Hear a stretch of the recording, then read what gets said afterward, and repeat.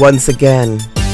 Welcome to the Perceptional, elevating all your senses, expanding your curiosity.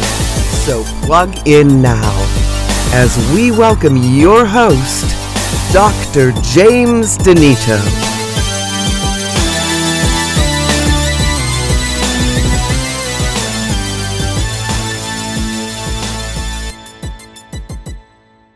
Look at you. You're back. Episode number 6.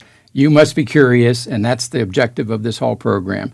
Today, we have another guest, and today's guest is a meteorologist as well as a banker, specifically Treasury banking. And so we're going to hear some insights into the weather. We've done a show about weather already, but this time we're going to hear insights into the National Weather Center and how meteorologists predict weather and what we can learn on our own to figure out how we might be more in control of our day based on what the weatherman is now telling us or not.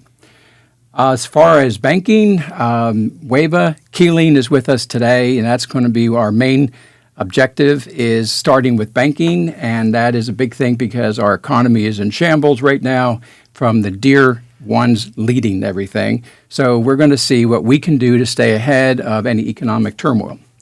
So let's start with introducing Wava Keeling, and you have been raised in the Dallas-Fort Worth area, and tell everybody where you live now and how long you've been up there. Hey, so thank you for having me. I'm really excited to dive into all of this. Got lots of good information here, and so to kind of go into where I live now, I live in Durant, Oklahoma, so some people don't really know where that's at. If you just go north of the highway, just across the river, once you get into Oklahoma, that's where Durant is. Our big landmark is we have a giant casino by Choctaw. So everyone's like, oh, now I know where Durant is. So that's where I live now. Been there for probably about 7 years. Good location. It is a smaller town because a lot of people not knowing what Durant is, it's still growing. But we're a good distance from Dallas. So my husband and I like living there because if we want to escape down to Dallas, we're just about an hour or so away. So it's nice. And especially they made the highway so that you can get to the casino in barely an hour.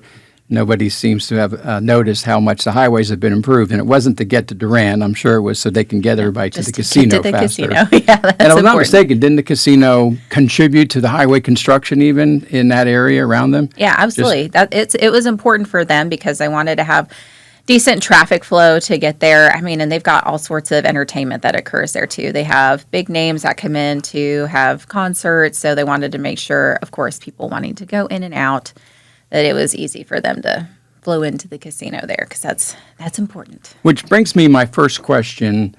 Do the casinos, especially Indian reservation ones, bank in the normal banking systems, or do they have their own way of dealing with their money? So that is a good question, and it's really up to them. So there are banks that strictly just deal with native funds. Now, where I work, we actually do bank some of the larger tribal nations. We don't technically keep everything or the whole entire relationship because of they have a lot that they handle. So, but they can use a community bank if they want. It's completely up to them. It just depends on the bank that they choose to use. Can it handle the type of funds that they have bringing in? So there are a lot of differences in the types of banks. Mm-hmm. Most people know there's credit unions versus banks. But aren't there some different types of banks? Like I think one term would be a commercial bank versus savings and loan. Is that one difference I have, right? Or is there? Technically, yes. So there actually are lots of type of categories of banks. It just depends on what you as either a customer or what you're looking for. So there are some banks that they like to categorize themselves as a community bank. And like you said, there are some banks that are more commercial. There are some that strictly just concentrate on wealth management, that focus on your retirement and just savings in general to help you build that money over time.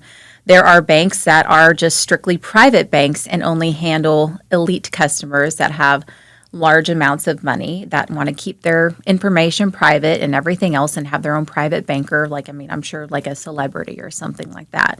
So you've got multiple categories. And like I said, there are even some banks that strictly handle tribal funds, like we were talking about with Choctaw. So, Okay. Now, the other question that comes to mind is you're in a small town by some standards, and there's a lot of towns around the world, but certainly in our country, that are losing their banks. The banks have branches, or maybe that was the only bank there. And I read some articles about the decline, how many of these banks are being shut down and people have to drive. Is that a problem that we should be worried about, you think, or is that just business that the banks have to do that to keep their spreadsheets looking good? Why are small town banks closing at numbers that we're seeing that should draw our attention? I think this is just my personal opinion, but just from what we've been learning over time, because we had to get the bank that I work at, there was a conversation had when, for example, Silicon Valley Bank, when they shut down, that did cause a little bit of panic, and they're a larger bank too. So we had to understand the reasons why a bank like that shut down, what happened, what the process was behind it. So I think when it comes to these smaller banks, there's a couple of things that do contribute to that. So what keeps a bank afloat is you've got to have your customers' deposits. Deposits is what keeps a bank healthy, and of course, loans as well. If you have a healthy loan to deposit ratio, that's what really keeps that bank afloat. And basically, in a nutshell, there's lots of other factors too. I could dive into bonds as well that help support that ratio, but that's really the main factor. So if you have a smaller bank, and then let's say there's a bigger bank down the road that kind of takes over into town, well, it comes to now sometimes advertising. People get drawn to more of the larger bank. I'll use, for example, I guess I really shouldn't drop a name, but it'll just say a larger commercial type bank. They're able to possibly offer higher rates, more rewards on things like that, maybe a better rate on a loan.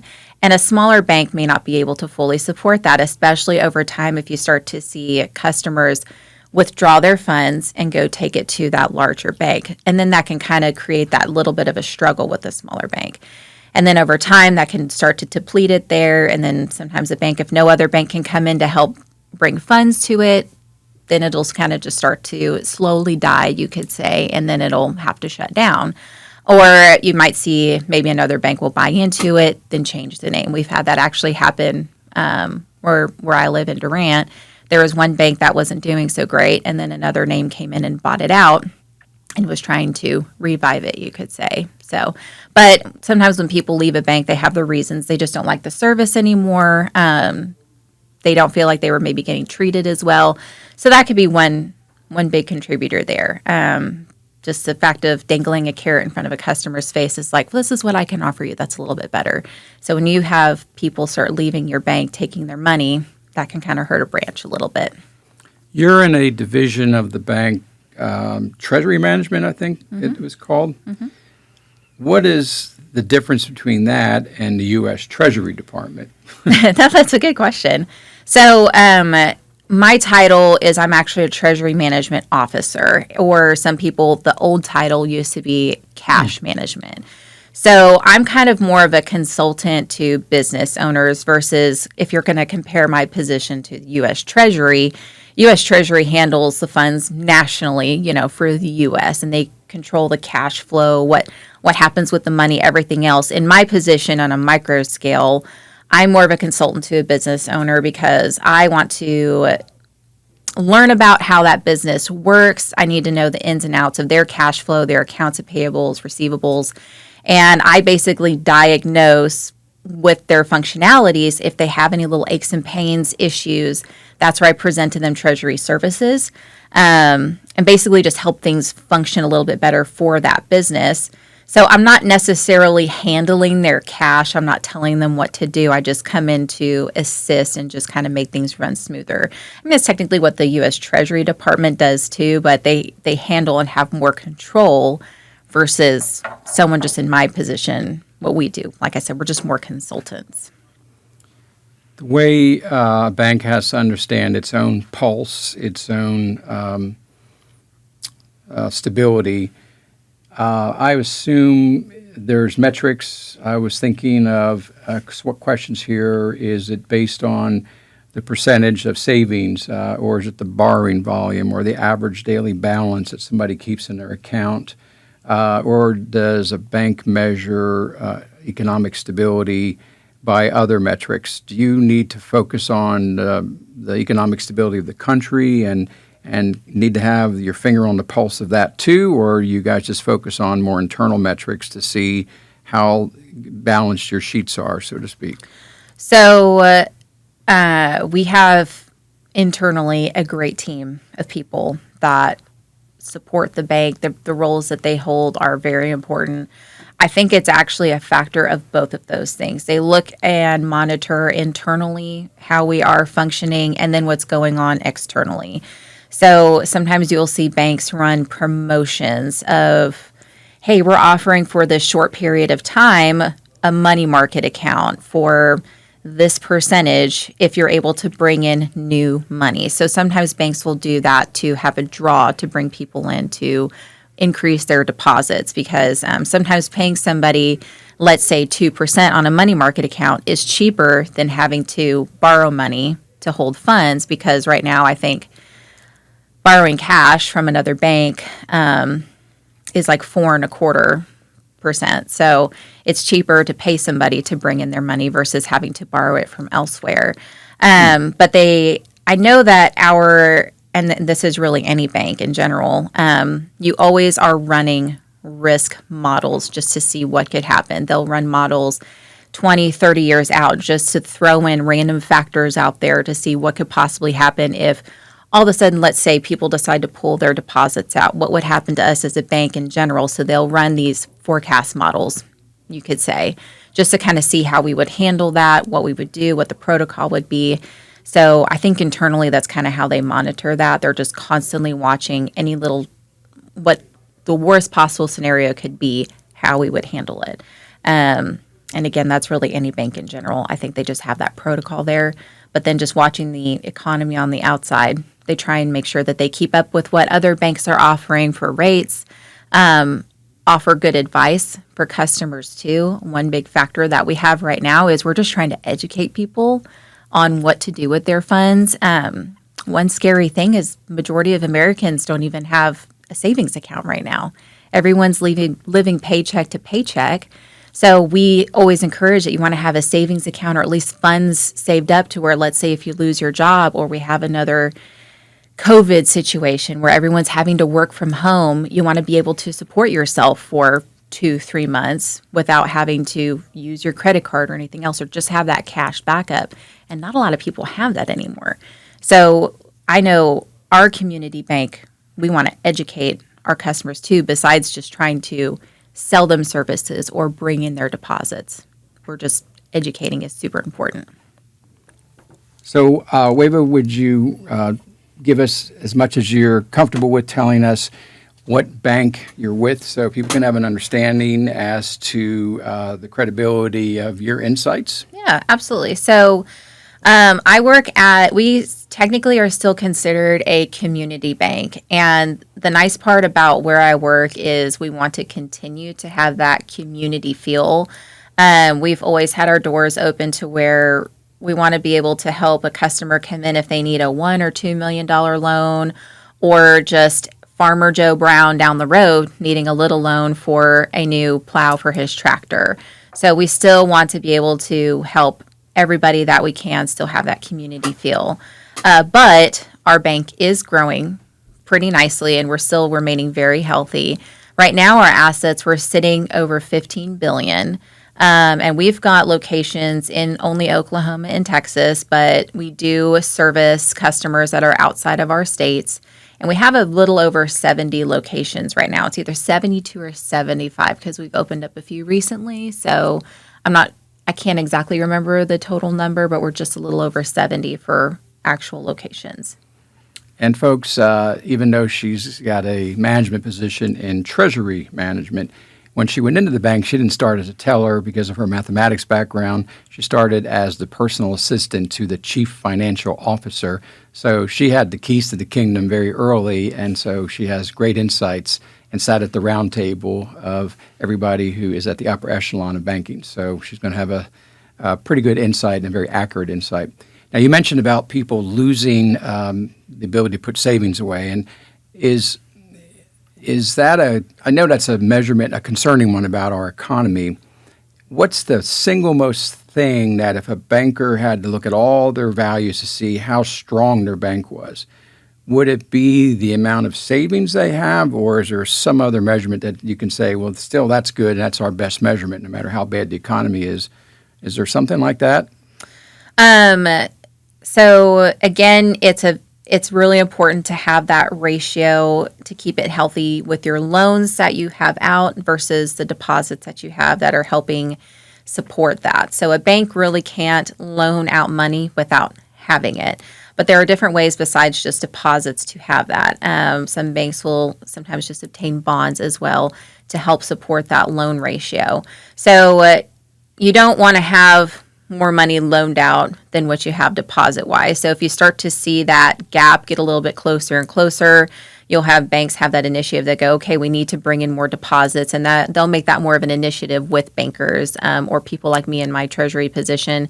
We try and bring in business to have customers move their banking operations from wherever they're at now to us, but sometimes they'll have initiatives like that, and then they'll tell the loan officers, hey, let's slow down a little bit on loans unless it's really important. You know, we can grant the smaller loans, but if we have to do a couple $1 million loan, we got to kind of go through the protocol here and make sure if this is really necessary for that customer, because we're always going to evaluate too if that's important for the customer as well. But no matter what, even with that loan to deposit ratio being close, or if there's a larger gap, there's still a power in what the people can do. So kind of I'll circle back to Silicon Valley Bank, that they overnight it seemed like they just tanked. So they were more on the heavy side with the money that they had. It was actually more bonds than anything, and they were more of a technology supported bank. So they kind of banked more of technology companies. Because of the media, they had put out a little bit of bad news about Silicon Valley because they were having some internal issues there. People panicked, and literally within that day, most of those people came and pulled their money out because they had that fear that they were going to lose their money. So if I have $100 in a checking account, if your bank crashes, you're not going to lose that money. The bank doesn't, your money just doesn't disappear overnight. It's still there.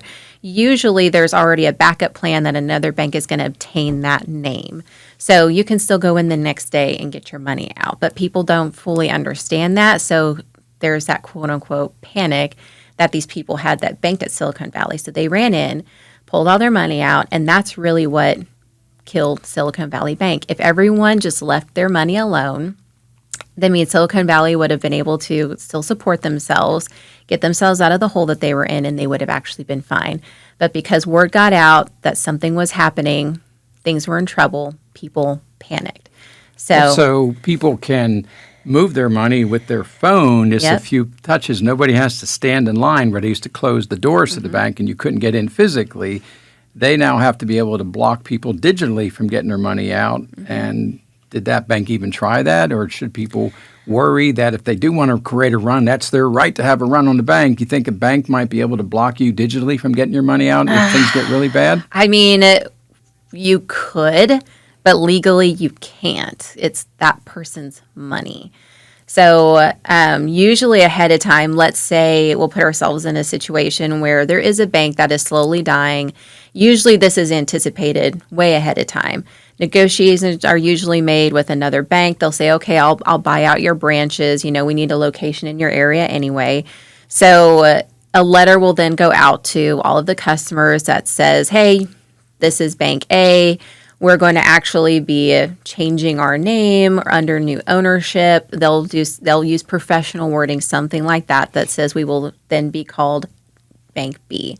And they will set a time frame that says we will transition over on this date, because by law, customers have to be notified a certain amount of time before changes are made about something like that. So there might be maybe a 12-hour gap because it's just overnight process with the new bank obtaining the accounts, changing everything online, just when it comes to the technology aspect. And that's usually where you will see people have that blackout time where they'll try and log into their online banking, but it'll say, sorry, we're closed for the minute because we're switching things over. Or they'll say maybe account maintenance. But then that customer, once that period is done, then they'll log back in. Everything will still look the same, and then they can still have access to their funds. But really, a bank isn't going to throw up their hands and say, no, you're not taking your money. But anyway, resetting back, a bank can't tell a person, no, you can't take your money. It's still... They can just delay you getting your money. We can delay it. But and that's usually the only time you'll see that delay is when when a name is transitioning over to a different bank. Which that I'm hoping that maybe answered the question a little bit. I've kind of maybe gone off a little bit to a side road there, but I guess I'm summing down to there's a power in what people can do for a bank. So, so people measure the strength of their finances by trying to see how much money they have to live each month, so to speak, and it's a much different future that the bank has to go by. They've got to have enough money for people to make it for months and months out if there is any number of different scenarios instead of living day to day where one bad day and the bank goes into a negative cash flow balance, so to speak. Banks make money by charging interest on things, but the majority of ways I think banks make money is by their investments of the money that they hold. I understand banks can invest in life insurances. They can invest in annuities and various things.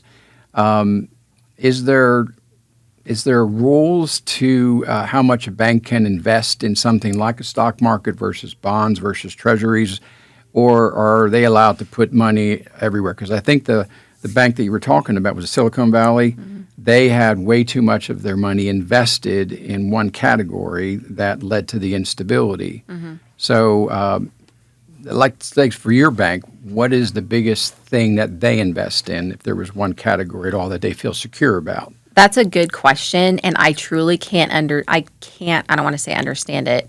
I can't answer that fully because that's probably more full disclosure from an executive level, and that I actually do not know. But I know that it's not all, you could say, a melting pot into one category like Silicon Valley Bank was invested in these technology companies. Our bank has been very smart about making sure everything is more spread out in case something does happen in that one particular category, that there is still a healthy balance amongst the others. Like I said, we're more of a community bank, so they try and keep things more on the local aspect versus branching it out further beyond what is too far out of a reach for what is past our comfort level.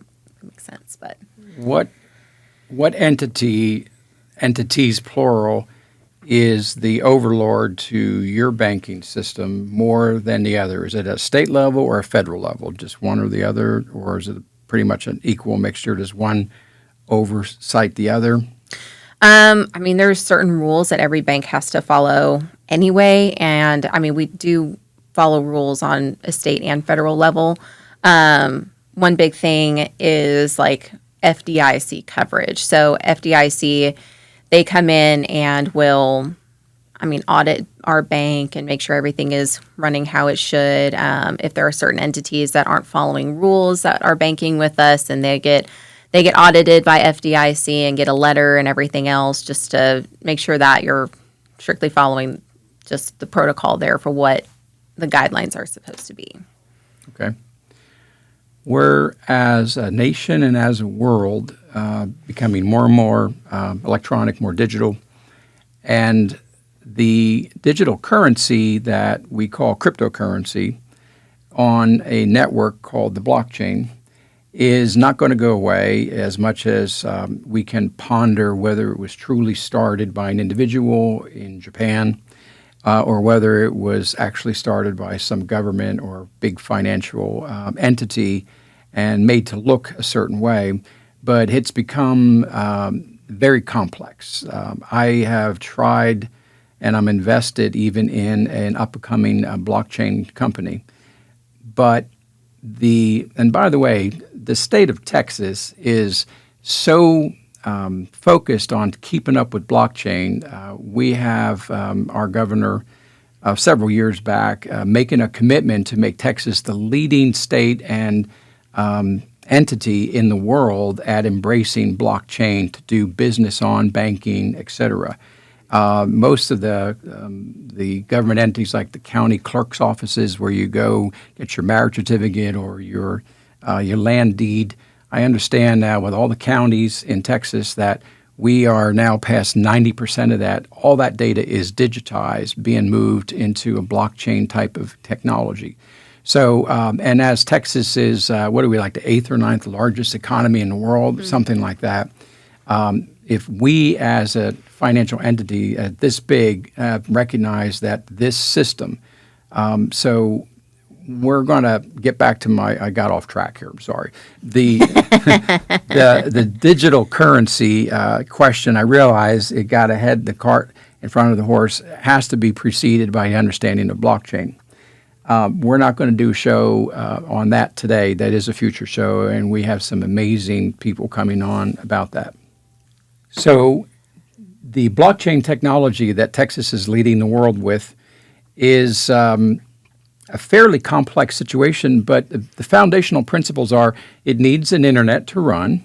It is a form of communication, but why is the world enamored with blockchain? Probably the biggest thing is that it has a greater degree of security. The inability for our institutions to deal with fraud, which you were telling me a little bit out earlier, so we can just have a response to you in a minute about how bad that is and what everybody needs to do to protect themselves more from the criminals out there. The new form of employment is to steal people's money.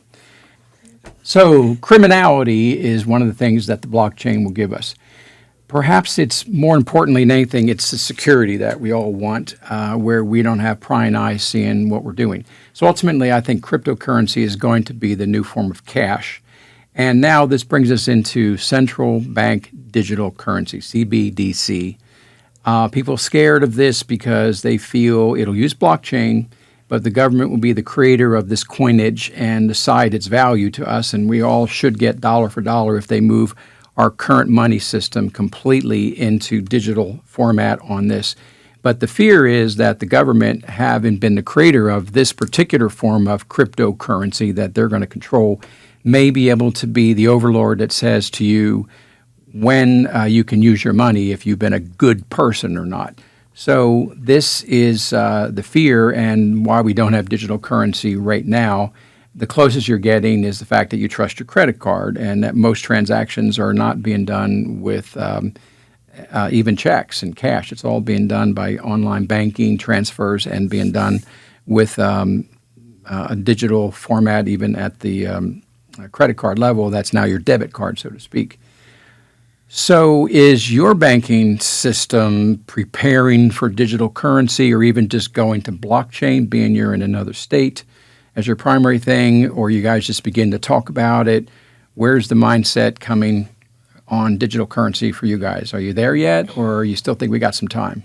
It'll still be a while. I'm not saying that they're not talking about it. It's definitely something that is being looked into, research is being done, et cetera, et cetera. But I can't imagine this is something that we're going to jump into in the next year or so. There's still a lot that goes into this cryptocurrency. I was attending, there's this Texpo conference that happens once a year. It's actually a Treasury conference. And there was a session during this where these were actual cryptocurrency professionals. We had some people, it was basically just a giant room discussion. There was some people that had made a lot of money doing cryptocurrency, just got really lucky with the system, just tweaking with numbers and everything else. All the way to, there was a gentleman that was on the board there that actually works for Fort Worth, and he was part of the team that set up Fort Worth's Bitcoin system because they were the first city in the U.S., and I think maybe, I don't want to say in the world, but at least I know in the U.S., Fort Worth was the first one to set up a Bitcoin machine. And that was actually back in April of 2022, last year. So there was a lot of discussion around it, but the fact is there's still a lot that there are some uncertainties about it. It's new. The government's still trying, like you said, get a grasp on more an understanding on how this will work. Really, the biggest thing is monitoring it too. So they said that it still is going to take a while before we'll start to see more and more entities moving towards using cryptocurrency or things like Bitcoin or anything like that. So it's definitely being watched for sure, but it's still going to take a little while before we just start diving into it. If I'm looking at a website I go to buy something online, we're seeing more and more where when you get to the pay window, checkout window, you can see your credit cards, even a debit card offer, and then you can actually now start seeing or pay with crypto and maybe specifically Bitcoin they'll ask you for.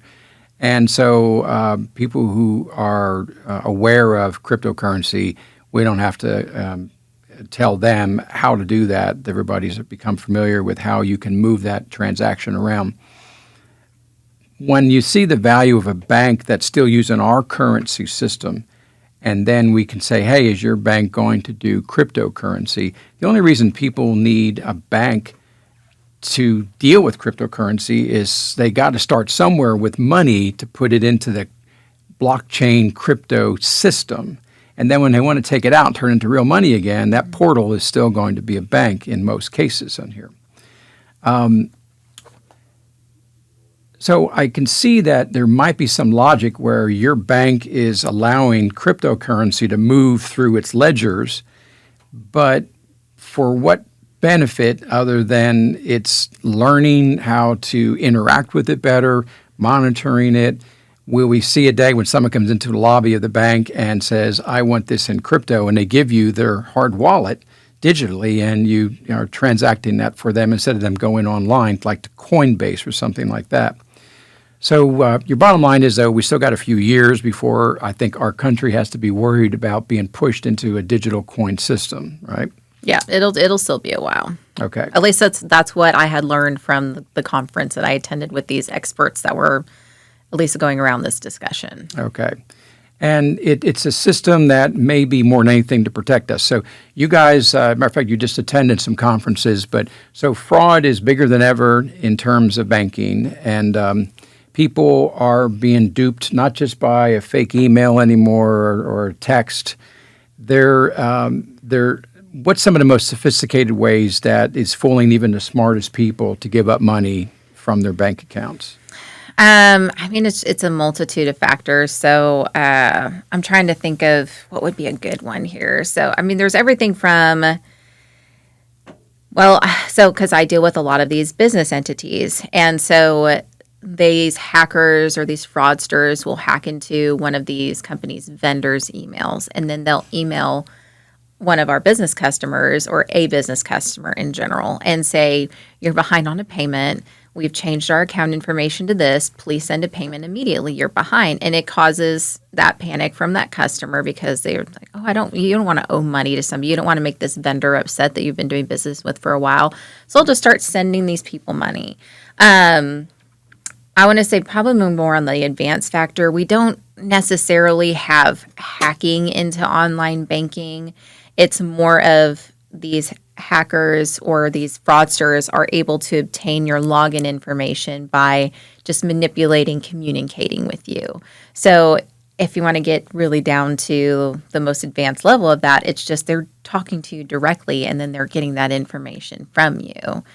So, and it's actually sad to see people get taken advantage of like that.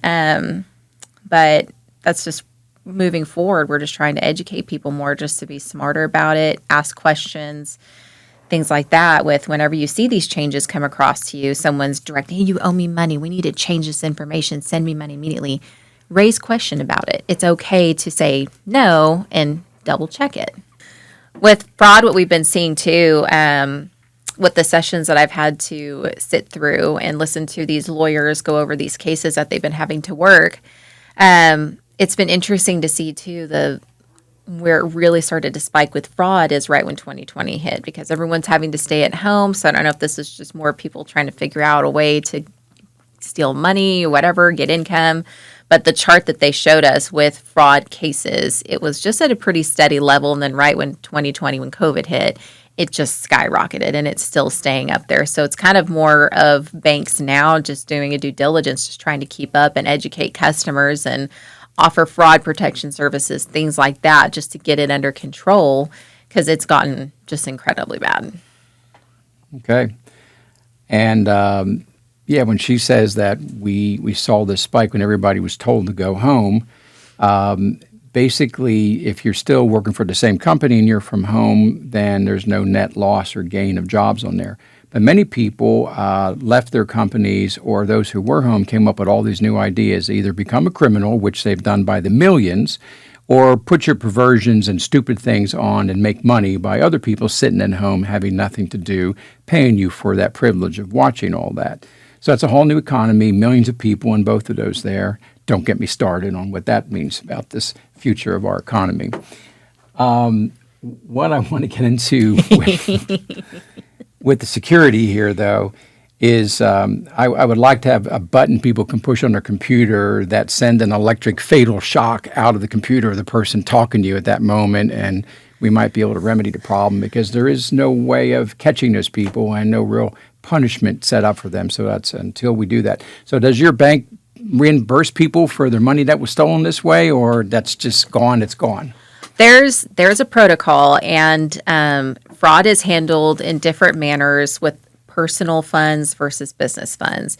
And it depends on how that money had left the bank too. So normally our bank, if it's within a reasonable amount of money, so if it's like $1,000, $2,000 that was lost, normally we will just give the customer back that money, even though the bank, it wasn't our fault that lost the money, but we'll still be nice to help you out, give you your money back, and our fraud department will do the best to try and recover it. So if it was sent by a wire or an ACH, we try and retract it or pull it back.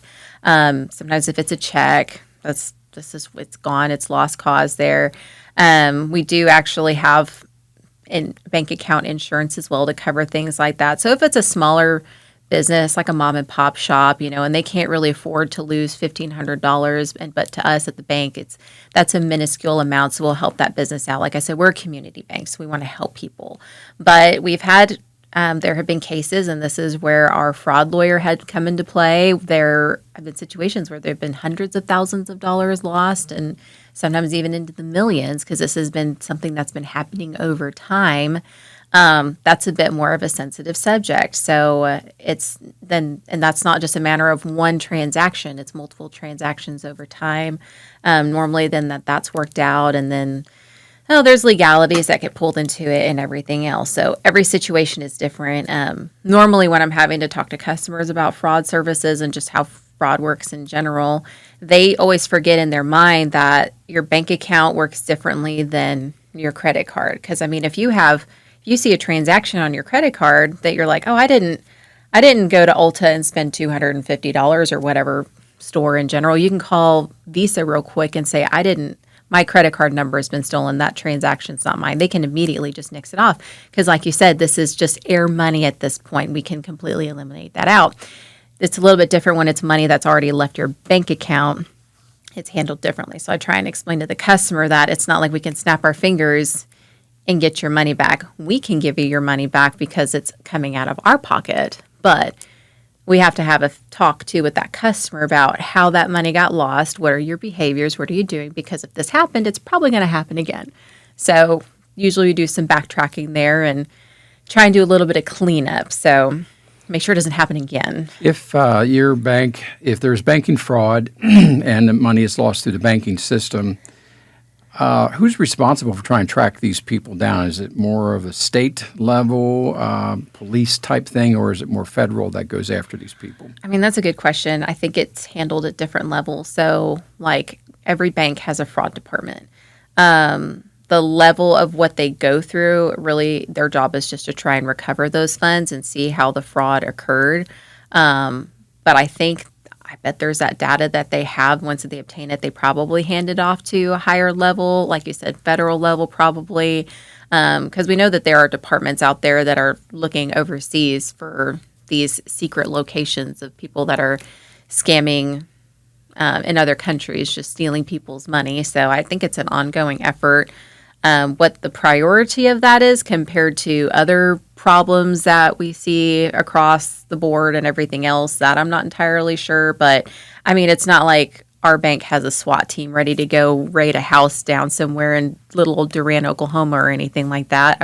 Sometimes we wish we did, because sometimes some of these cases get a little frustrating. But I think it just depends on what the level is. But I really do think that our fraud department, they do have that information that they hand off once they obtain it to other areas that are a little bit higher up. As you are now beginning to start thinking to yourself, where have I seen her face before? And so now we're going to reveal what you used to do before you got into banking. You were on television for 5.5 years in the Sherman-Denison area, and as a meteorologist, you were the morning weather girl. We've heard your voice on many radio stations as well. And the station was a Fox, or was CBS, or was it both at the time? It was a CBS affiliate station. CBS affiliate, okay. So now we're going to talk about the weather behind the scenes, because now we have a retired meteorologist. You were schooled at the University of Oklahoma in, what's the name of that city again? Norman. Norman, yes. And Norman's important because that's where the National Weather Center is located, essentially on campus right there. Mm-hmm. And so Wava got to be trained at the National Weather Center, world headquarters. I got to visit that building one time on a tour, and that school and training at that National Weather Center is a hard gig, folks. Let me tell you, there's some ways people can call themselves a meteorologist, and then there's real meteorologists that we have here. This gives Wava a lot of insight to help us understand what is really going on with the weather and the power that the weather person has in your life. The first thing is describe the building. That fascinated me. It seems, if I remember, that building could take like a tornado Category 5 hit and still be standing. Am I right about that memory, or wasn't that building super fortified? They did construct it to be able to take on a pretty good force. I don't know if it was that high of a category, but the basement construction that it has, I wouldn't say that the building would stay fully standing, but it was meant to house a lot of people to protect them during whatever storm would be coming through, whether it was a Category 4 tornado. One thing that was really fascinating about the building is they have that observatory deck up top, and usually when there would be a severe storm nearby, you're supposed to be taking cover, stay away from the windows, things like that. All the meteorologists would run upstairs to that observatory deck because you're 6 stories up, and you're basically at eye level with a lot of those storms just off into the distance, and you get a really good look at those storms there. In between each of the floors, too, because there is so much data that is flowing through that building, that means there's a lot of cabling that's going on as well. So even though you're up 5 or 6 stories, it's actually almost double that, the distance between each of the floors, because between each of those floors is where they had all that important cabling running through the whole building there to feed all of the computers and the radars, everything else, to be able to fit it all in there. It's kind of nice how they disguised it throughout the building. And it took a certain level of security clearance to even get into this building. Mm-hmm. They protect their technology, almost as if it reminded me of some kind of a military type of approach, how valuable the weather knowledge is, or what perhaps the amount of destruction a weather event can bring to a community could be more than some bomb going off. And so therefore it almost, they took their job very seriously at protecting people. And I think ultimately, the value you played in a community was it gave people a sense of confidence during a storm, during anything. There could be some big thing falling out of the sky, and they would ask you guys what it was. If the ground shook, and we've been through some earthquakes up there, I assume you've felt them too. I think that time you were a meteorologist, or was it when you were at school, Oklahoma had one of its largest earthquakes ever recorded. Wasn't that a 5-point something or other? I think we had. Yeah, we were near the epicenter, and that was pretty insane because I had never experienced an earthquake until then too. Which it's been pretty laid back since then. Hasn't been as active, but that was a really interesting year. But that was where you walked outside because you could feel the aftershock. There was one earthquake that happened, and we felt more of the aftershock, but then there was that larger one, that 4 or 5 scale that you're talking about, and we were closer to the epicenter. When you walked outside, you could literally see the ground moving, cars shaking. It wasn't to the extent where it was breaking down buildings or housing or anything like that, but it's enough to rattle the walls, and it was pretty impressive, that's for sure. But the National Weather Center, the building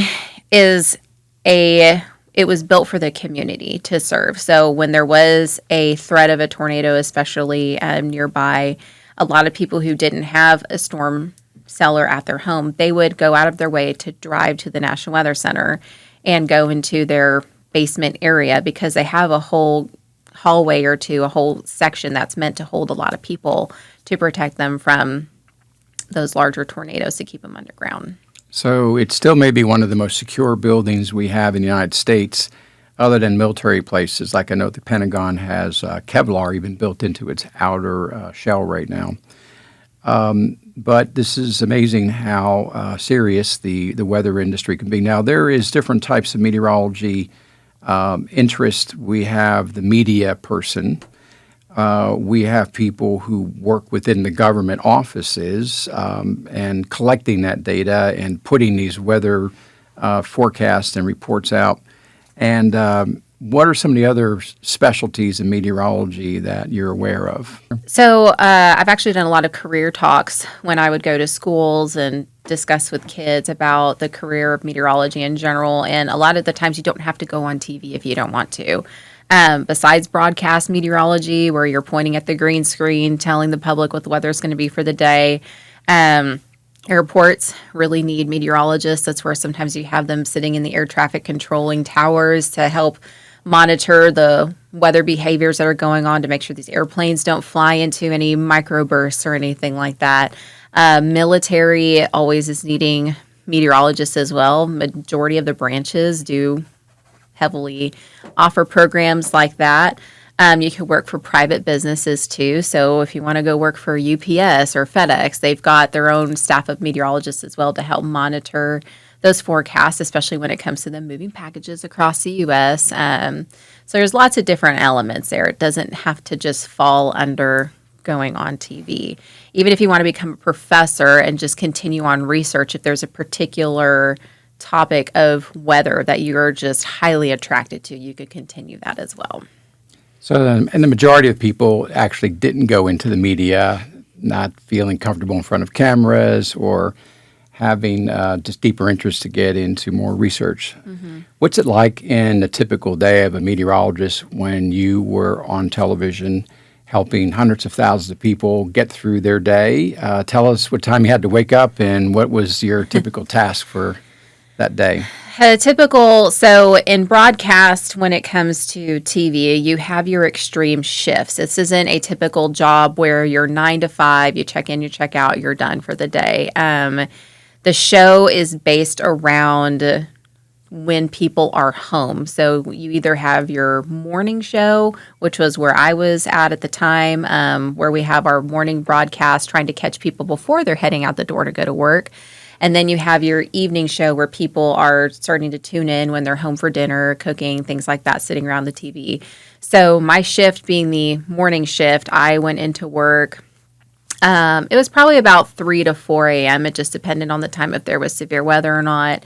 I would go in at about 4 a.m. and there was another morning meteorologist that I worked alongside with, and him and I would look at forecast models for the day, see what weather pattern we're having to deal with if there was anything at the time. Sometimes during the summer, things just get a little dead, and then the weather can get quote-unquote boring, so you have to kind of get creative with what you're going to present during the show at the time. But him and I would compare numbers because sometimes I would see a high for the day being 85, and then he might see something being 77. So if we had an extreme difference in our numbers, and we would kind of discuss it and see what models we were each looking at and kind of go from there, because we wanted to have our numbers to be consistent. So usually get in by 4 a.m., look at forecast models, put together your show. We did a lot in the morning where we had to record radio recordings as well because you have these contracts with these radio stations. So, like right now, sitting here in front of a microphone, I would have a script of what my forecast numbers were for the day, and I would have so many recordings per radio station that I had to record and mail off, or I say mail off like it was old school, email to them. And they would all have to sound different, so you have to change it up every single time. And then once that was done, you also had to upload your teleprompter script. So because of the hearing impaired, we are required to have the wording go up on the bottom of the screen there in case there's someone that is hearing impaired and they have to have that. So we would have to type up a forecast as well that had to get uploaded into the system. Even though it wouldn't be something we were saying exactly every single time, that would be at least what the forecast would be. So if someone needed to read it on the screen while they were watching our show, they could. So once all of that was done, then I would go get ready for the show, do my hair, makeup, because usually that early in the morning, I don't do it before I would come into work. So I'd get everything done, go get myself ready, and then the show would start. So you throw on your microphone and just go to town after that. You have your pockets for weather during the show. Sometimes you would get a minute, 30 seconds. Sometimes you would get 2. There are times sometimes a show wouldn't load or a news clip that a reporter had to go get, their show wouldn't load. So you would wear an IFB in your ear that you would have the producer talking into your ear that says, hey, you need to talk a little bit longer. They would say stretch. So you have to be able to talk and listen at the same time. So sometimes you'd have to talk for 3 minutes about the weather.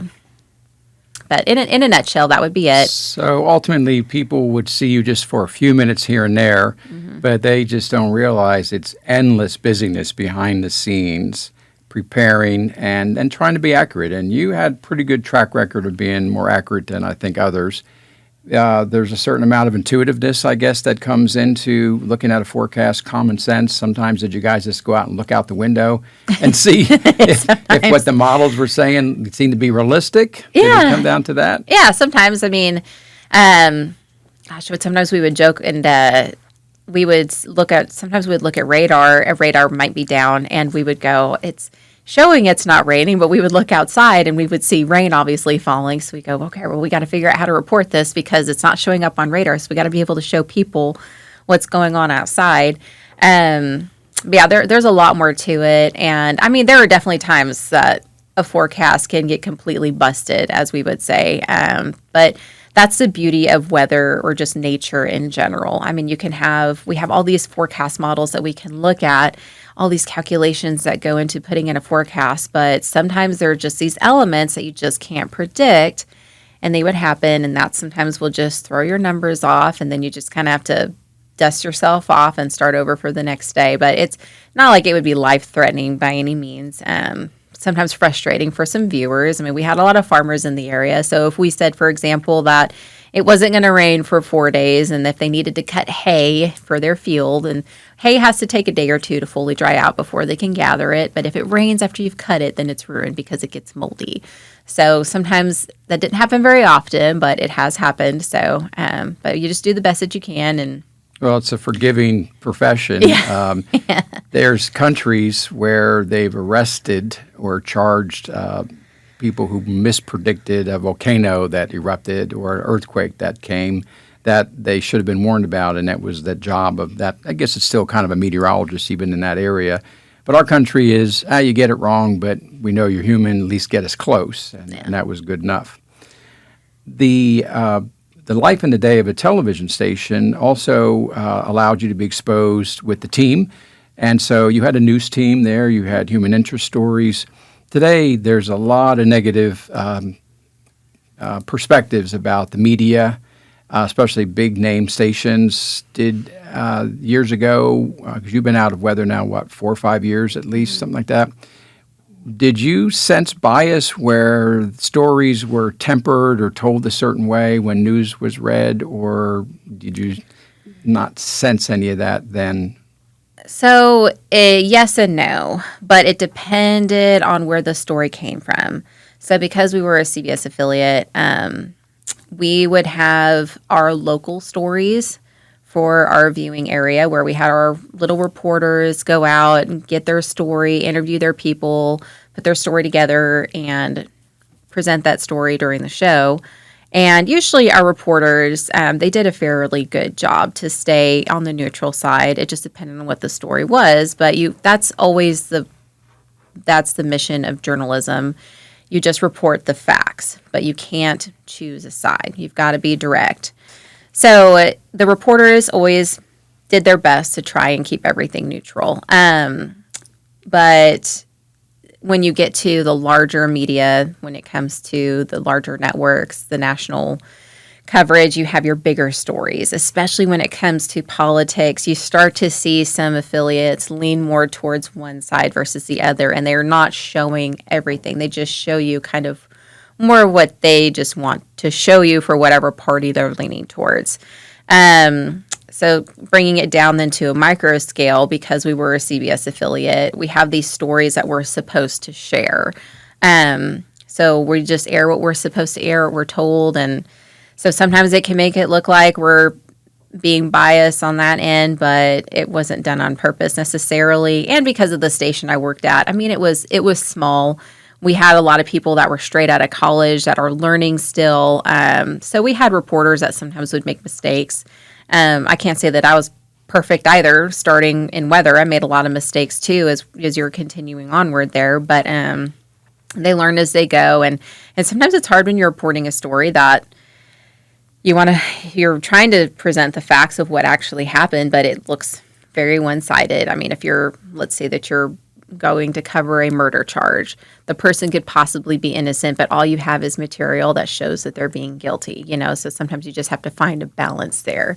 But they do the best that they can. But they're definitely not doing it on purpose. At least the smaller. We know there's bias, but we do have a sense that it does come from higher up and filters down to these mega individuals that own these. And if it's going to be anywhere, it's going to be in the politics part of it. Yeah. One of the most important things, and we'll be wrapping up on weather, is the empowering of people to figure things out on their own. People can use the web for all kinds of things right now. Even just using a good quality Google Earth to bring up clouds and see for yourself where the hurricane is. There's a lot of people who are acting like meteorologists now without training, but they have some amazing skills. Maybe they're watching the sun for us and they're connected to all kinds of satellites. We have some things that the biggest thing people are concerned about is the long-term climate change story. We know summer it gets hot, winter it gets cold, and people who say to us, hey, there's a trend downward, the truth that there's been less forest fires. For instance, the United States is experiencing 90% decline of forest fires this year. But they tell us that worldwide trend is downward for fires. We have the biggest thing, though, is the temperature of the planet. Everybody wants to know what that's doing. And I'm told that the most accurate way of measuring the temperature right now is by satellite. And they can bounce down and tell you the surface temperature, or so high up we can measure it over a city, measure it in the middle of the ocean, and not rely on ground-based thermometers and reporting. And then massive amounts of data can be collected hourly. And that data, I understand, has been collected and analyzed. And for a few decades of information now, the global temperature of the planet. Imagine you say, and this was the average temperature of the entire planet for an entire year. One number, one planet. People are doing that with massive computing. And I don't know if these are coming from just genius people in their basement who have an amazing amount of time to give us this gift of information. But they tell us that the temperature of the planet has been stable for a few decades now, that there's really no significant movement whatsoever. Sure, there's more records being set in the winter, as are the summer in terms of these extremes on here. Do you think that people need to be worried about having accurate information on their own, or should we just let the system play itself out and science eventually will win, knowing the power of the National Weather Center, the power of the government that controls them, versus the power of us individuals to go find the data on our own? Do you recommend people do some of their own research on trying to find weather patterns, or just stay with the TV and the radio and be happy with that and just have the comfort, in your opinion, that the weather really isn't in some decline on a global basis? What do you feel? So this is what attracted me so much with weather is we do our best to predict what it's going to do, but it is such a force that can do whatever it wants. It's constantly changing. And so the beauty of it is that with weather, if people want to go look on their own at forecast models, look at patterns, I mean, I will never discourage somebody to do that. There's no secret behind that. Now, what to do with that data, or if you are able to interpret any of that, is something different. So what I've always had seen when I was working at the station was you would have your years where I remember during my internship, there was one summer that we had so many consecutive days in a row where we were hitting the high of over 100 degrees, and we were in an extreme drought. Everything was hot. It was just dry. It was gross, and it was miserable. But then we've had summers where we never hardly hit 100 degrees, and then we would see plenty of rain. But like this summer right now, we've been pretty hot once again, haven't been seeing much rain. But the drought conditions have actually been a little bit different.